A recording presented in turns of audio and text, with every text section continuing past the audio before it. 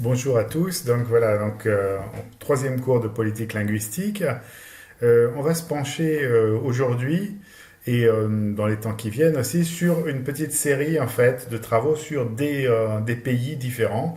Un peu une des pistes des choses que vous pouvez faire au moment des exposés sur votre pays d'origine ou sur un pays qui vous intéresse. Donc moi je vous en ferai un certain nombre, je vous en ferai un certainement sur le Vanuatu, puisque j'y ai passé quand même un peu de temps. Je vais essayer de travailler sur un sur la Thaïlande, parce que la situation linguistique est aussi très intéressante, éventuellement sur le Vietnam. Donc je sais que de votre côté, il y en a un qui est prévu sur la Côte d'Ivoire, il y en a certainement un aussi probablement sur le Mexique, si je ne m'abuse. Donc on reverra un peu tout ça. Donc c'est intéressant en fait de regarder cet angle d'attaque par pays en fait, et pas inintéressant. On reviendra bien entendu sur ce qu'on a commencé à faire sur l'Europe, hein, euh, peut-être à la prochaine séance, parce que évidemment là c'est intéressant aussi de voir cette évolution qui implique de multiples pays. Aujourd'hui, on va regarder un pays dont je ne suis pas du tout spécialiste, hein, auquel je connais très peu de choses en fait. J'ai jamais mis les pieds d'ailleurs. J'ai été qu'une fois en Guyane, donc à côté de la frontière brésilienne. Mais aujourd'hui, on va parler du Brésil. Et donc, on va utiliser entre autres une des vidéos de Serge Borg là, qui était dans la playlist, puisque Serge a été, lui, conseiller de coopération au Brésil il y a déjà quelques années. Donc le Brésil, un géant en fait de l'Amérique du Sud, colonie portugaise depuis 1500 à peu près. Donc ça fait plus de 520 ans que le Brésil est indépendant depuis 1822, sauf erreur, mais il a été longuement, pendant très longtemps, une colonie portugaise. C'est un géant de l'Amérique du Sud avec plus de 200 millions de personnes, 200 millions d'habitants. Serge va nous expliquer les particularités en fait du portugais au Brésil et un certain nombre de données en fait sur les modifications du corpus de la langue brésilienne, les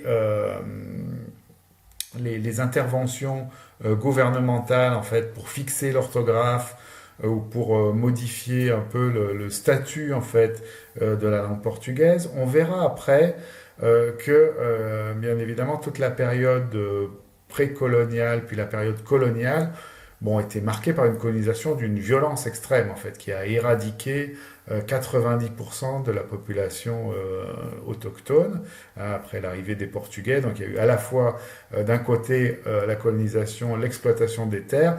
Vous avez des choses qui fâchent un peu encore, qui peuvent encore un peu fâcher, mais vous voyez que dans beaucoup de cas en fait, les colonisations différentes ont été des épisodes extrêmement violents. Quand ça n'a pas été exterminer les populations pour s'approprier les richesses du sol ou du sous-sol, hein, comme on l'a vu en Afrique, comme on continue de le voir d'ailleurs dans certains pays, en fait, on continue évidemment d'exploiter des richesses, soit minières, je pense par exemple aux terres rares, aux métaux rares en Afrique, aux diamants, au Zaïre par exemple, aux terres qui servent à fabriquer des batteries, enfin aux minerais qui servent à fabriquer des batteries à l'heure actuelle. Le lithium, par exemple, quelque chose d'extrêmement recherché. Il y en a beaucoup dans un certain nombre de pays d'Afrique centrale. Et donc, ça entraîne évidemment des pillages et des situations post-coloniales ou néocoloniales, enfin des situations en tout cas où on sera parfaitement, enfin où les gens qui veulent s'approprier ce genre de richesse sont parfaitement sans scrupules. On le voit avec des mines, les mines de nickel par exemple en Nouvelle-Calédonie. Il y a plein d'endroits évidemment où tout ça se fait avec un grand cynisme. Mais là, au Brésil, ça a quand même été d'une violence épouvantable, hein, donc, on lira un peu ce que dit Jacques Leclerc là-dessus. Et on verra aussi que parfois, non seulement il y a cette violence pour s'approprier les richesses, mais il y a aussi une autre violence un peu inconsciente, c'est-à-dire que les colonisateurs qui arrivent avec des maladies qu'on n'a jamais vues dans les pays qu'ils colonisent. Et donc ça fait des hécatombes. Bon, je suis désolé de vous parler de ça en pleine période de pandémie, mais il peut y avoir des épidémies de grippe, par exemple, ou de maladies peu connues, ou de syphilis, ou d'autres maladies en tout genre, qui vont décimer complètement les populations locales. C'est ce qui s'est passé au Brésil, ce qui fait que dans les 170 langues autochtones du Brésil, hein, c'est un pays immense, je veux dire, on est dans des densités de population proches de ce qu'on peut trouver en Afrique, hein. On était en tout cas dans des densités de population proches de ce qu'on peut trouver en Afrique, donc environ 170 langues, 200 et quelques ethnies, donc il en reste en fait finalement beaucoup moins que ce qu'il y avait au départ. Et probablement, d'ailleurs, la poursuite de la déforestation du Brésil avec la politique actuelle doit poursuivre, en fait, d'une manière, après une petite interruption, l'éradication des populations autochtones. Bon, on a quand même plein de textes qui permettent de revoir, enfin pas de retrouver malheureusement, mais de connaître un peu les ethnies qui pouvaient habiter en Amazonie, dans la forêt dense, le long du fleuve Amazone, etc. À travers les travaux de Claude Lévi-Strauss, par exemple, sur les Yanomami. Donc vous avez quand même des excellents travaux ethnographiques qui permettent de se faire une petite idée de ce que pouvait être la vie dans l'Amazonie et la culture de ces peuples qui existent encore, mais qui sont quand même, d'une part, dans des zones géographiques beaucoup plus réduites et beaucoup moins nombreux. J'ai retrouvé aussi, en cherchant un peu sur le Tupi-Guarani, des articles de 1927 d'Alfred Métro. Donc on pourra regarder un petit peu tout ça et se faire une petite idée, en fait, de cette espèce de paradis perdu que pouvait être l'Amazonie, et aussi des différentes, évidemment, de la culture des différentes ethnies qui l'ont peuplée avant la colonisation portugaise. Donc je vais laisser la parole à Serge.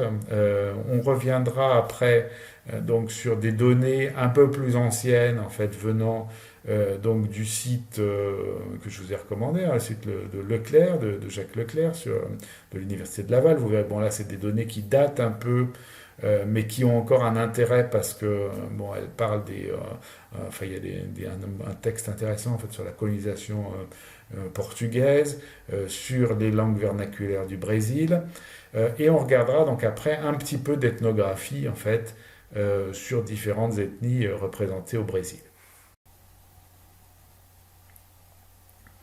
Voilà, donc on est là la chaîne YouTube, hein, dans la chaîne YouTube où j'ai mis en ligne toutes ces vidéos de politique linguistique, plus les travaux d'un certain nombre de collègues.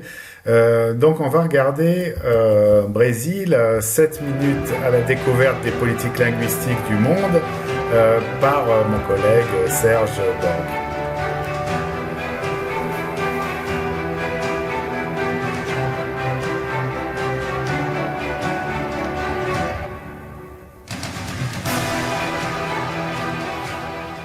Ce mois-ci, 7 minutes à la découverte des politiques linguistiques du monde vous emmène au Brésil. Bon dia Brasil, país tropical abençoado por Deus y bonito por natureza. Un pays avec lequel la France possède la plus longue frontière terrestre et dont la devise Ordem y Progresso, Ordre et Progrès, est inspirée des théories du philosophe positiviste français Auguste Comte. Pays lusophone, on se pose souvent la question pour savoir s'il faut dire portugais du Brésil, brésilien, portugais brésilien.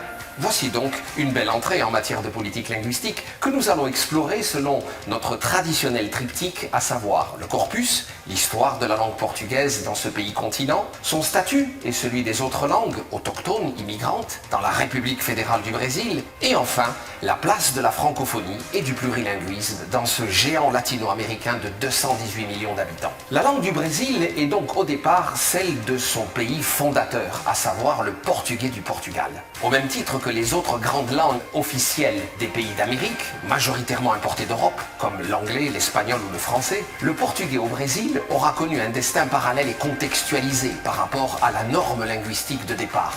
Depuis l'arrivée de Pedro Álvares Cabral à Veracruz en 1500, en passant par le transfert de la cour du Portugal en 1801, puis par l'accession à la souveraineté le 7 septembre 1822, jusqu'à nos jours, le portugais au Brésil n'aura eu de cesse d'être confronté réservé au parler des populations indigènes. Tupi-Guarani, au tout début, puis à ceux des quelques 215 ethnies parlant environ 170 langues différentes, des confins de l'Amazonie au littoral carioca jusqu'aux chutes d'Iguassou.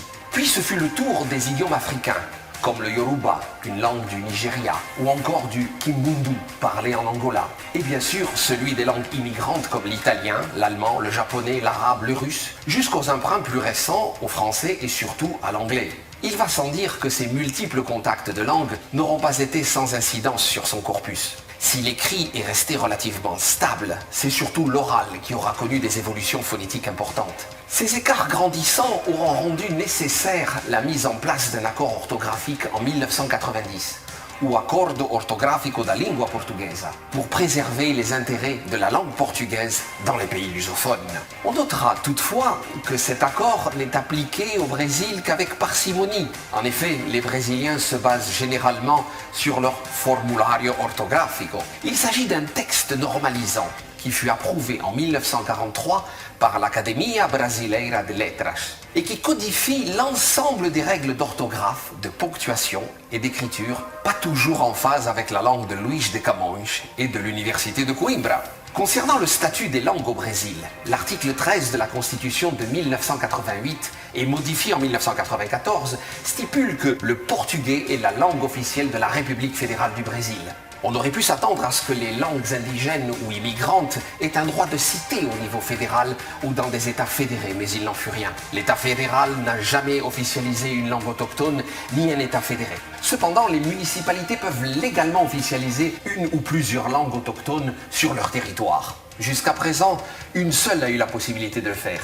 Il s'agit de la municipalité de São Gabriel da Cachoeira, dans l'état d'Amazonas. On pouvait également s'attendre à ce que les municipalités des états du sud du pays en fassent de même, notamment du Rio Grande do Sul à forte population d'origine allemande et italienne. Mais la volonté d'intégration sur le plan identitaire de la part des autorités brésiliennes et sans doute de ces populations migrantes privilégièrent le portugais. La République fédérale du Brésil apparaît donc comme une unicité plurielle, mais bâtie autour de sa langue, véritable ciment de son ADN.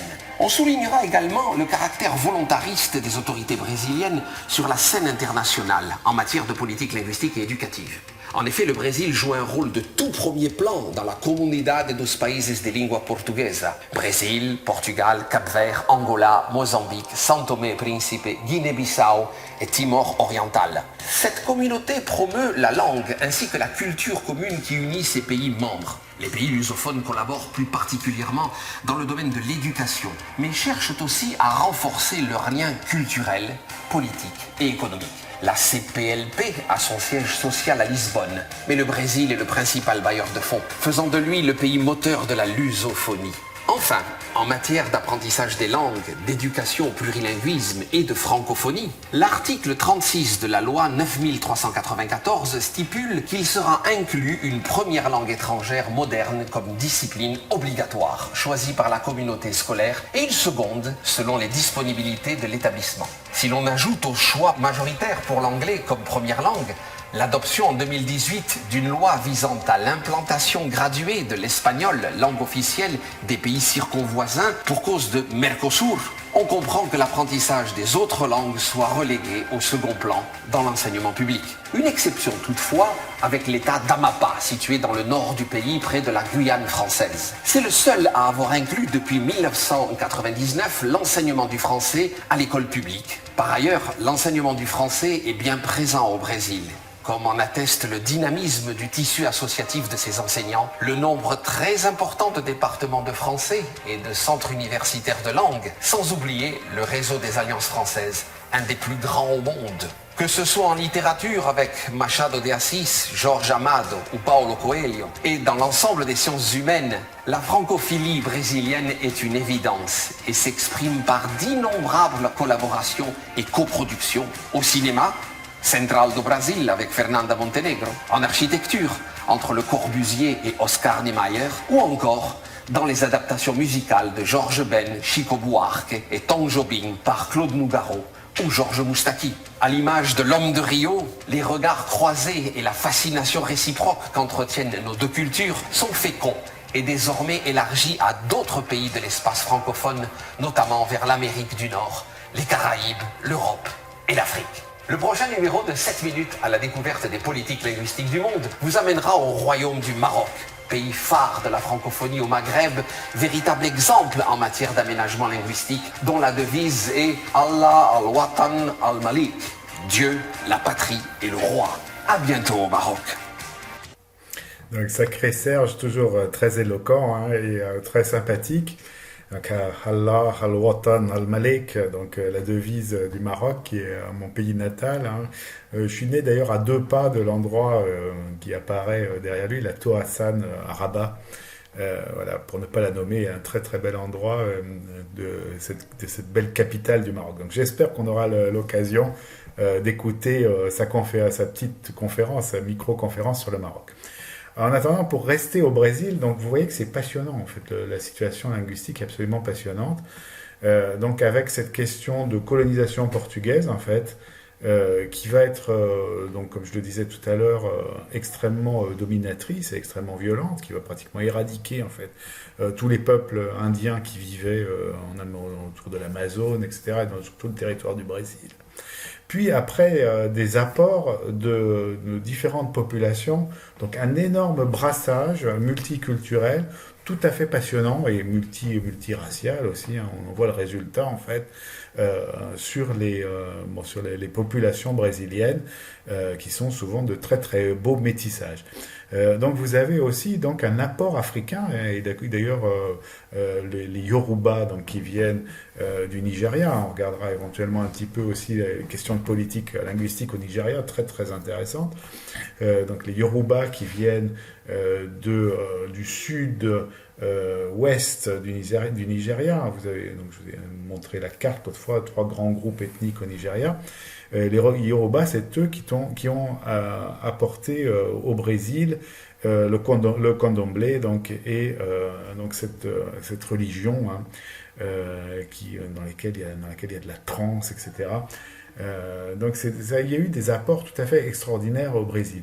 Vous voyez qu'on a aussi entendu parler du Kimbundu, en fait une langue qu'on parle en Angola, donc une langue bantoue, hein, puisque ça commence par ki, hein, évidemment, dès que vous entendez ki au début d'une langue, vous pouvez vous dire que c'est très probablement une langue bantoue, que ce soit le Kinyarwanda, le Kirundi ou le Kiswahili.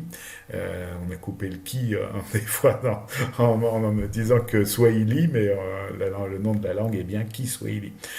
Donc vous avez des apports en fait à l'intérieur du Brésil tout à fait extraordinaires. Après une immigration énorme, donc entre autres des Japonais, etc. Toute une série de populations qui vont se mélanger dans cet énorme creuset extrêmement fertile en fait et extrêmement riche. Donc vous voyez qu'après, Serge nous parle un peu de la CPLP aussi, donc qui est un peu un équivalent de la francophonie, en fait, pour la lusophonie. En fait, donc ça aussi, on pourrait regarder d'un peu plus près, en fait, ce que fait la CPLP. Mais c'est vrai que c'est un univers aussi dont on entend un petit peu moins parler. Hein. Je veux dire, on a un certain nombre de pays lusophones sur la planète, donc on pense évidemment au Brésil, qui est le plus grand et le plus riche à l'heure actuelle, mais on pense aussi à l'Angola, à Sao Tomé et Principe, voilà. Donc il y a une série de petits ou de grands pays lusophones qui sont intéressants aussi à observer. On voit bien que c'est lié en fait aux qualités extraordinaires des navigateurs portugais du XVe et du XVIe siècle qui sont allés à peu près partout sur la planète. Donc voilà, donc on va regarder d'un peu plus près un certain nombre de choses. Vous verrez qu'on va retrouver en fait dans le site de Jacques Leclerc les textes que mentionne Serge, donc entre autres l'arrêté sur l'orthographe du portugais du Brésil. Voilà, on va regarder un peu tout ça et on va regarder aussi ce que dit Leclerc sur la colonisation portugaise du Brésil et les populations autochtones. Puis on passera un petit peu probablement aussi un peu de temps sur les importations de populations Yoruba et Bantou vers le Brésil. C'est tout à fait une situation tout à fait extraordinaire. Mais qu'on va retrouver dans pas mal de pays. En fait, vous verrez que, bon, quand je vous parlerai du Vanuatu, vous verrez que, bon, à part le côté condominium franco-britannique, on a un peu des mêmes facteurs, en fait, avec une domination assez brutale. Enfin bon, heureusement, là ici, on n'a pas massacré autant de monde qu'au Brésil, mais j'ai une domination assez brutale par les colons anglais et britanniques des populations, l'importation de maladies qui éradiquent ou qui rendent extrêmement malades une partie des populations, l'importation de main-d'œuvre étrangère, cette fois-ci asiatique, au Vanuatu, pour pallier en fait ce que les colonisateurs français s'imaginent, français et même britanniques, s'imaginent comme des déficiences de la population vanuataise qui n'avait pas très envie de travailler dans des plantations, etc. Et on les comprend. Et donc voilà, donc on va passer sur le site de Jacques Leclerc et on parlera évidemment de toutes ces questions-là pendant le cours. Voilà, donc on retrouve là, à travers le site de Jacques Leclerc, en fait, un certain nombre de choses qu'on vient de voir sur le Brésil, hein. Donc les données datent un peu, hein, évidemment le site est un peu ancien, donc rien n'empêche de l'actualiser. J'espère d'ailleurs qu'on arrivera à faire un peu ça, en fait, à partir de vos exposés et de vos PowerPoint, en fait. En plus, j'en ai un certain nombre, en fait, des étudiants des années précédentes. Donc on pourrait s'amuser effectivement à refaire un petit atlas linguistique du monde avec des travaux actualisés. C'est quand même un gros travail, donc je sais pas, je vais peut-être m'y atteler, je vais essayer en tout cas, et je vous demanderai peut-être votre accord pour utiliser vos travaux dans ce genre de choses-là. Donc voilà, donc vous voyez, capitale Brasilia évidemment, donc 174,4 millions en 2001, là on est à plus de 200 millions, hein, c'est des pays qui ont une forte croissance démographique. Langue officielle portugais, groupe majoritaire portugais 95%, environ 170 langues autochtones, donc ce que nous disait également Serge, donc on peut recouper évidemment les données, et on voit qu'on a un nombre important de langues autochtones, mais qui sont parlées un peu, si on regarde une carte linguistique, en fait on verra qu'il y a elles sont parlées éventuellement un peu dans des isolats, pas dans des très très larges zones géographiques en fait, ce qui est dû à la géographie évidemment, et puis aussi à l'éradication de 90% des populations pendant la colonisation portugaise. Donc vous retrouvez ici l'accord orthographique par exemple sur la langue portugaise. Alors là c'est intéressant de voir qu'en fait donc ça a été un traité international rédigé en 1990 dans le but de créer une orthographe unifiée de la langue portugaise dans tous les pays qui ont le portugais comme langue officielle. Donc c'est un peu comme la francophonie, mais là vous voyez que sur la lusophonie, ils sont allés d'une certaine manière plus loin, même si c'est relativement peu utilisé. Je veux dire, mais ils sont allés un peu plus loin puisque les différents représentants officiels de l'Angola, du Brésil, du Cap-Vert, de la Guinée-Bissau, du Mozambique, du Portugal et de São Tomé et Príncipe ont signé cet accord sur l'orthographe de la langue portugaise. Hein, donc quand même c'est plus large, en fait on arriverait difficilement je pense à faire ça avec le français, avec tous les pays qui ont la langue française comme langue officielle, parce qu'on est très attaché en France à notre bonne vieille orthographe du français qui suscite tant de difficultés pour les enfants qui apprennent le français en général, dans tous les pays. Hein, ça, la France n'est pas du tout épargnée par les fautes d'orthographe, peut-être même bien au contraire. Donc, Timor oriental, qui adhère au traité en 2004. Donc vous avez en fait, vous pouvez regarder évidemment ce genre de choses-là pour voir en fait comment ça fonctionne. Hein. C'est un accord international ratifié donc par une série de représentants en fait des différents pays lusophones.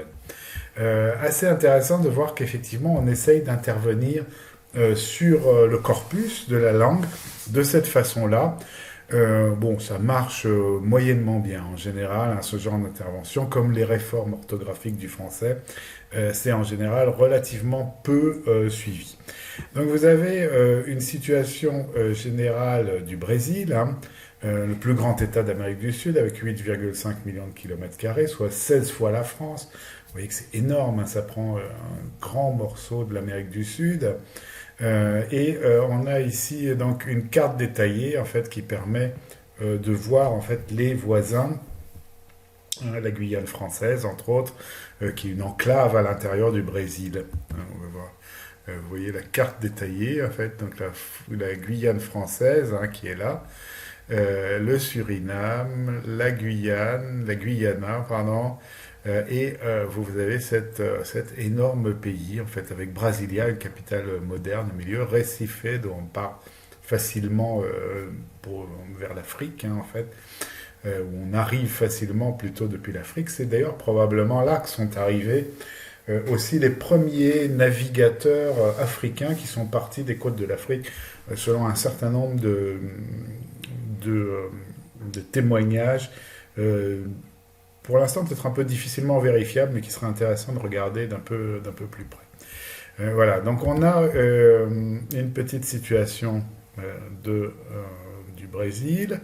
Et alors, ce qui est intéressant là-dedans, en fait, ce qui va nous intéresser, bon, alors vous avez les populations amérindiennes ici,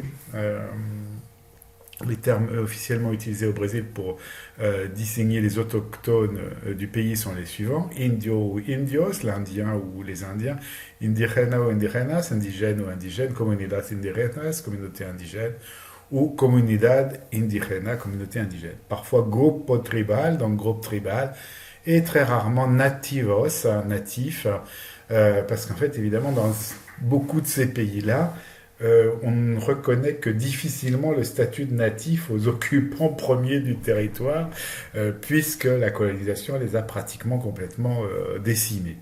Le terme le plus fréquent, celui qu'on peut lire le plus souvent dans les textes de loi, est sans nul doute indio et indios. D'ailleurs, si vous regardez les textes de loi en fait sur le statut des Indiens, en fait, ou sur, vous verrez qu'il y en a un certain nombre dans les premiers éléments du site, enfin, les premières lignes du site de Leclerc sur le Brésil. Donc on voit qu'il y a toute une série de lois sur le statut des Indiens et leur position à l'intérieur de la Fédération du Brésil. Quant aux mots aborigenes, autochtones et amerindios, ils existent dans la langue portugaise, mais pour désigner généralement les aborigènes, les autochtones ou les amérindiens des autres pays. On préférera au Brésil employer les expressions de lingua nativa, lingua indigena ou lingua dos nativos. On sait évidemment que le mot indien résulte d'une erreur historique de la part des premiers explorateurs européens, Christophe Colomb, qui se croyait aux Indes. Les autochtones s'identifient eux-mêmes par leur nom de peuple: Cararas, Soyas, Kairi, Kamaruyura, Bororo, Travantes, Ringos, etc. Vous avez évidemment les Yanomami, enfin, toute une série de peuples indiens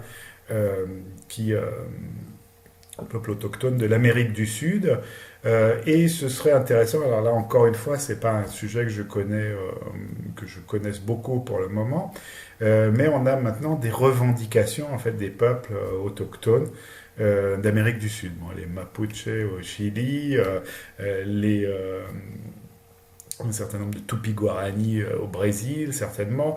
Dans d'autres pays, on trouvera, en Colombie, j'ai vu aussi qu'il y avait une quantité incroyable d'ethnies autochtones, de natifs du pays, et un certain nombre, on commence à avoir des revendications politiques ou des revendications identitaires et des revendications bien sûr sur leur territoire. Donc c'est intéressant. S'il y a des Sud-Américains parmi vous, dans le groupe qui veulent travailler aussi sur ça, ou présenter leur pays et s'intéresser évidemment à l'ensemble en fait des groupes linguistiques, c'est tout à fait intéressant. Vous verrez que c'est pas du tout... là on est au Brésil dans une situation où la colonisation a duré extrêmement longtemps quand même, puisque les premiers colonisateurs arrivent en 1520, quelque chose comme ça.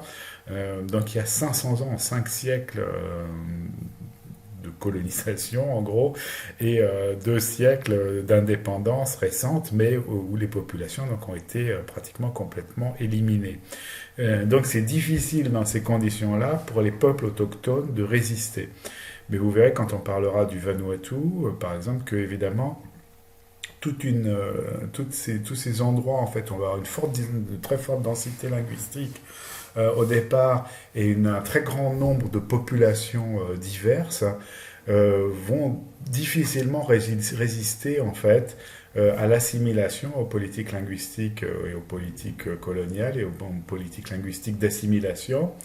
Que donc enfin finalement le fait qu'ils soient atomisés en toute une série d'ethnies relativement peu nombreuses et qui jusque-là vivaient soit en bonne intelligence, soit isolés par les conditions matérielles, fait qu'ils vont pas très bien résister en fait à la colonisation en général.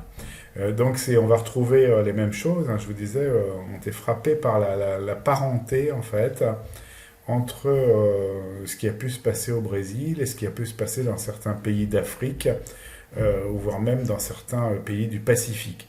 Je disais donc au Vanuatu, par exemple, même quand on a travaillé récemment sur la revalorisation, enfin sur la remise en valeur des langues vernaculaires du Vanuatu, eh bien on s'est heurté quand même à beaucoup de préjugés en fait enfin, qui sont tout simplement contre les petites ethnies, qui ne considèrent pas leur culture comme ayant de la valeur ou de l'intérêt. Et même dans pas mal de débats, en fait, même si personne maintenant n'ose prendre ouvertement la position des colonisateurs, c'est-à-dire de dire que finalement les cultures vernaculaires de tous ces pays-là n'ont pas grand intérêt, enfin, c'est ce que disaient les colonisateurs, et qu'on peut donc les laminer, enfin on les nie, en fait on nie leurs valeurs. Vous verrez qu'au Brésil c'est tout à fait le cas. Je veux dire, il y a des choses sur des textes de loi sur la mise sous tutelle des autochtones, etc. Donc on déconsidère en fait les populations originaires, les populations natives. On déconsidère leur culture et ce qui rend plus facile en fait évidemment le travail des colonisateurs et des assimilateurs de tous bords, qu'ils soient linguistiques ou religieux. Donc vous voyez, donc on a cette question-là, l'effectif amérindien et sa distribution. Ensuite, donc la population indigène au Brésil atteint officiellement le nombre de 352 652 individus. Ce nombre devrait être supérieur, donc ça c'est des vieilles données, hein, mais quand même, ce nombre devrait être supérieur car il tend à s'accroître en raison du taux de natalité plus élevé que celui de la moyenne nationale. Bon, c'est quand même rassurant, il ne constitue que 0,2% de la population brésilienne. Environ 60% des autochtones brésiliens vivent dans la région dénommée l'Amazonie légale, et donc on verra que la déforestation continue à l'heure actuelle, et que c'est à la fois une catastrophe écologique et une catastrophe évidemment une catastrophe pour la survie de ces populations et pour leur identité. Mais on constate la présence de groupes indigènes dans presque tous les États de la Fédération, à l'exception de ceux de Rio Grande do Norte, Piauí et du district fédéral. Les réserves indigènes s'étendent au Brésil sur 946 452 km², ce qui correspond à environ 11,2% du territoire national. Donc évidemment, vous voyez que non seulement les populations ont été éradiquées, mais elles ont été aussi privées de leurs terres, évidemment, et de leur habitat naturel, et des ressources qui vont avec. Donc c'est très frappant, hein, ce système en fait, de négation en fait, de la valeur des langues et des cultures des populations autochtones par les colonisateurs qui arrivent. Ensuite, vous avez évidemment l'assimilation, alors qui est justifiée en général par l'idée d'unité nationale. On va trouver ça dans plein de pays en fait, où il y a une quantité de langues parlées au départ. Et quand on va constituer un pays, on aura le modèle en fait des pays, des États-nations sur le modèle européen. Et on va dire, donc il faut trouver une langue nationale que tout le monde puisse parler, et éventuellement on prendra la langue des anciens colonisateurs ou une langue déjà fortement représentée sur le marché des langues, hein, une langue centrale, comme dirait Louis-Jean Calvet. Donc une langue déjà fortement internationalisée. Voilà, donc on a ces questions-là. Vous verrez qu'après on a donc la langue portugaise, évidemment, le Kimbundu, parlé en Angola, le Yoruba du Nigeria, donc des langues africaines qui sont arrivées après avec l'importation d'esclaves africains. On estime que du 16e au 19e siècle, quelques 16 millions d'Africains auraient été déportés à bord de bateaux portugais. Mais seulement 4 millions d'entre eux auraient survécu au voyage et seraient devenus des esclaves au Brésil. La traite des Noirs a effectivement vidé une portion considérable de Bantous angolais, mais à la fin du XVIIe siècle, on sait que les esclaves qui arrivaient au Brésil provenaient majoritairement de l'ethnie Yoruba, dont les descendants vivent aujourd'hui au Nigeria. Donc vous voyez que, en fait, bon, ça a été, là aussi, il y a un massacre énorme. Je veux dire, c'est-à-dire que 16 millions d'Africains déportés à bord de bateaux portugais, un quart arrivent vivants sur place. Donc aussi, c'est aussi un massacre terrifiant. Je veux dire, et ça a vidé aussi complètement, non seulement la colonisation portugaise a détruit les peuples autochtones du Brésil, certains avec des cultures, enfin tous certainement avec des cultures tout à fait passionnantes et des modes de vie tout à fait passionnants qui sont décrits par toute une série de grands ethnologues, dont Claude Lévi-Strauss. Non seulement donc ils ont détruit donc ces peuples autochtones, mais ils ont aussi dépeuplé une partie du continent africain. Je veux dire, et effectivement, l'Afrique est actuellement beaucoup moins peuplée que ce qu'elle serait s'il n'y avait pas eu la traite des Noirs effectuée tant par les Français que par les Anglais, que par les Portugais, que par les Allemands dans une moindre mesure et les Espagnols. Je veux dire, tout ça, évidemment, éventuellement avec l'appui d'un certain nombre de populations d'Afrique du Nord, enfin de commerçants arabes ou de populations d'Afrique du Nord, et de certaines ethnies africaines elles-mêmes. Donc je veux dire, mais ça ne minimise pas le fait que c'est quand même la colonisation venant des pays européens qui a vidé l'Afrique. De plus, donc on a toute une partie assez extraordinaire en fait sur la colonisation ici, en fait, donc où Leclerc s'appuie sur un certain nombre de choses, de textes sur la colonisation et qui confirment évidemment ce que je vous disais. La découverte du Brésil daterait de 1498 par le navigateur Duarte Pacheco Pereira, mais il semble que les Portugais connaissaient déjà l'existence de cette terre depuis quelques années. Il fut suivi par l'Espagnol Vicente Yanez Pinzón. Il accosta près du site de l'actuelle ville de Recife. C'est pas difficile, en fait. Je ne veux pas minimiser leur qualité de navigateur, mais tous les gens qui ont fait un peu de voile savent que quand on part de l'Afrique, on arrive assez naturellement sur les côtes du Brésil, poussé par les alizés et par les courants. Donc c'est pas la route maritime la plus difficile. Donc le 26 janvier 1500, il navigua ensuite le long de la côte, vers le nord, jusqu'à l'embouchure du fleuve Orénoque. Cependant, en vertu des décisions du traité de Tordesillas, qui modifiait la ligne de partage instaurée en 1493 par le pape Alexandre VI pour délimiter les empires portugais et espagnols, le nouveau territoire fut attribué au Portugal. Donc vous voyez, là on est aussi dans cette période de la colonisation, très très tôt, je veux dire, où les puissances européennes se répartissent en fait les territoires qu'ils vont découvrir entre guillemets. L'Espagne ne revendiqua donc pas la découverte de Pinzón. Voilà, donc Cabral arrive en 1500. En 1530, le roi du Portugal, Jean III le Pieux, entreprit un programme de colonisation systématique du Brésil. Il fit diviser le territoire en 15 districts, appelés capitaineries, confiés à perpétuité aux notables de la cour du Portugal, désignés sous le nom de donatorios et investis de pouvoirs considérables sur leurs nouveaux domaines américains. Dès le début de la colonisation, les jésuites ont été chargés de christianiser les autochtones, donc en même temps, ça allait évidemment avec un programme religieux dans les nouvelles terres.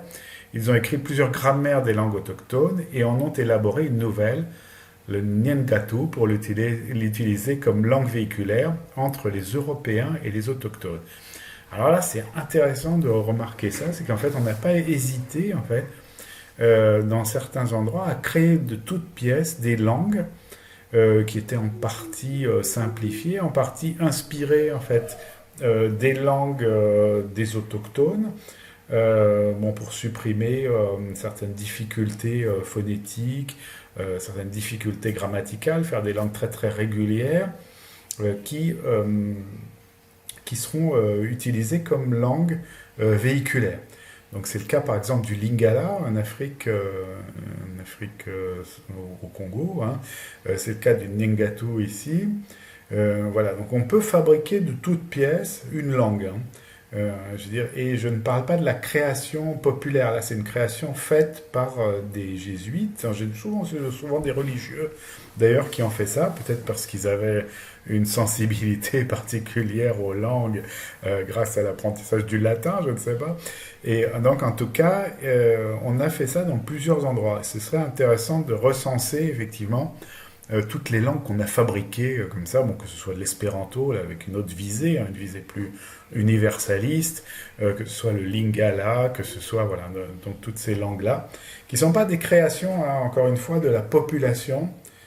Parce que par exemple, je vous parlais du Bishlamar au Vanuatu. Le Bishlamar, ça c'est une création en fait des gens, des esclaves eux-mêmes sur les plantations pour pouvoir communiquer entre eux, puisqu'ils venaient d'îles où on parlait des langues très très différentes.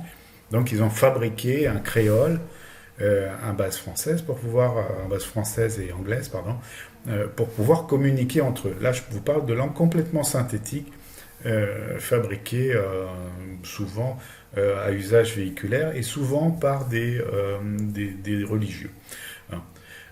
Donc on peut imaginer que le Ngatu serait facilement devenu la langue générale, lingua geral, dans toute la colonie portugaise en Amérique, si en 1757 le roi du Portugal, à la demande du marquis de Pombal, ne l'avait pas simplement interdit dans toute la colonie. Donc on a fabriqué cette langue-là, on l'a diffusée, puis après, évidemment, c'est un certain nombre de dirigeants portugais se sont rendus compte que ce n'était pas à leur avantage en fait, d'avoir une langue qui ne soit pas la leur. Hein. Donc ils sont revenus à la bonne vieille assimilation linguistique en portugais. Donc l'occupation du territoire qui correspond aujourd'hui au Brésil s'est faite aux dépens des autochtones. Dès que ces derniers tentaient de s'opposer au pillage de leur territoire, ils étaient massacrés sans merci. Quand ils n'étaient pas examinés par les Européens qui ne les considéraient que comme des sauvages, les maladies propagées par l'homme blanc telles que la grippe, la coqueluche, la rougeole, la variole, la syphilis, la tuberculose, etc., se chargeaient du reste. En un siècle, les populations indigènes, les premiers habitants de la grande colonie portugaise d'Amérique, ont vu leur nombre fondre de 90%. C'est hallucinant. Hein. Je veux dire, c'est un génocide, on ne peut pas dire autrement, je veux dire, de la population du Brésil. Alors, ce qui est aussi intéressant dans ce que nous disait Serge, c'est cette question de la CPLP. Donc, si on regarde la CPLP, en fait, donc vous allez trouver le site web de la CPLP, qui nous montre en fait comment fonctionne la communauté des pays de langue portugaise. Et là, effectivement, on redécouvre en fait qu'il y a toute une série de pays où on parle le portugais qui sont regroupés dans une instance qui fait penser à l'Organisation internationale de la francophonie. Donc ça, on pourrait retravailler aussi sur ces grandes organisations et éventuellement leurs bras culturels aussi. Il y a souvent plusieurs choses. Donc vous avez la francophonie avec un côté culturel et universitaire, l'agence universitaire de la francophonie. Vous avez dans la CPLP aussi, donc la communauté portugaise. Vous avez tout ce qui est hispanophone aussi. Donc il y a certainement des choses intéressantes à voir comment ces différentes X-phonies fonctionnent. Et ça, on regardera ça à travers les travaux de Calvet qui portent là-dessus.